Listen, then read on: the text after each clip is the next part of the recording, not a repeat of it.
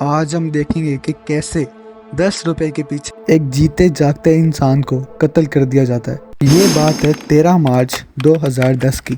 ایک security company کا security guard روز گھر جانے کے لیے وین میں ٹریول کرتا ہے۔ 13 مارچ 2010 کو جب عبدالواحد نامی سیکیورٹی گارڈ آفس سے گھر جانے کے لیے نکلا تو اس وین کے کنڈکٹر نے عبدالواحد سے پیسے مانگے، 10 روپے، جو کہ عبدالواحد نے دینے سے انکار کر دیا۔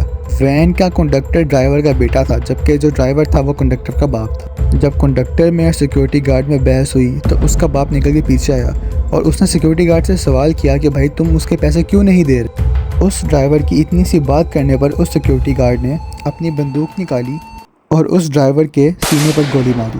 وہ سیکیورٹی گارڈ عبدالواحد موقع پر ہی فرار ہو گیا۔ وین میں موجود 8 سے 10 لوگوں نے اپنی آنکھوں سے یہ سارا معاملہ دیکھا اور فوری طور پر 1122 پر کال کر کے ان کو جناح ہاسپٹل لے کے جایا، لیکن وہ رستے میں ہی دم توڑ گیا۔ 14 مارچ 2010 کو اس واقعے کے کچھ گھنٹوں بعد تھانہ مسلم ٹاؤن میں اس گولی لگنے والے انسان کا بیٹا ایک درخواست جمع کرواتا ہے جس میں وہ سارا وقوع بیان کرتا ہے۔ پولیس اپنی انویسٹیگیشن شروع کرتی ہے اور عبدالواحد کے خلاف ایک FIR 302 کے تحت لانچ کر دیتی ہے۔ پولیس اپنی انویسٹیگیشن ٹرائل کورٹ میں جمع کرواتی ہے اور پروسیکیوشن اپنا کیس ثابت کرنے کے لیے 10 آئی وٹنس پیش کرتی ہے کورٹ کے آگے۔ سیکیورٹی گارڈ عبدالواحد اپنے آپ پر لگے ہوئے تمام ایلیگیشنز کا انکار کرتا ہے، مگر نہ ہی وہ کوئی وٹنس پیش کرتا ہے اور نہ ہی کوئی ایویڈنس پیش کرتا ہے اپنے آپ کو انوسنٹ ثابت کرنے کے لیے۔ ٹرائل کورٹ عبدالواحد کو سزائے موت سناتی ہے اور اس کے بعد عبدالواحد اور ان کے کونسل موو کرتے ہیں ہائی کورٹ کی طرف۔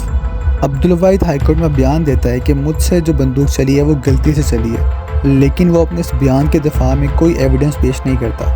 عدالت عبدالواحد کے انسفیشینٹ ایویڈنس اور مدعی پارٹی کے سفیشینٹ ایویڈنس اور وٹنس ہونے کی وجہ سے عبدالواحد کی سزائے موت عمر قید میں بدل دیتی ہے اور وہ 2 لاکھ کا جرمانہ ویسے ہی رہتا ہے۔ عبدالواحد سپریم کورٹ میں اپیل کرتا ہے۔ سپریم کورٹ کہتی ہے کہ سیکشن 8 سب section 11 of the Punjab private security companies rules 2003 کے تحت a register shall be maintained at the place of duty indicating the handing over and taking over the weapon when a new guard starts duty at the same place۔ اس کا مطلب یہ ہے کہ جب بھی کوئی گارڈ نیو ڈیوٹی سٹارٹ کرے گا تو ایک رجسٹر مینٹین کیا جائے گا جہاں پہ لکھا جائے گا کہ کب کس گارڈ کو کون سا ویپن دیا گیا اور کب اس سے واپس ویپن لیا گیا، لیکن وہ سیکیورٹی کمپنی بگ بین ایسا کچھ بھی پروف نہیں کر پاتی اور مدعی پارٹی کا 10 آئی وٹنس اور میڈیکل رپورٹ ایویڈنس کی صورت میں پیش کرنے کی وجہ سے ان کے حق میں فیصلہ سنا دیتی ہے۔ یہ کیس ہمیں بتاتا ہے کہ کیسے صرف کچھ وقت کا غصہ اور تکبر انسان کو کہاں لے جاتا ہے۔ اس کے وہ 10 روپے نہ دینے کی وجہ سے، جو کہ وہ کنڈکٹر کا حق تھا،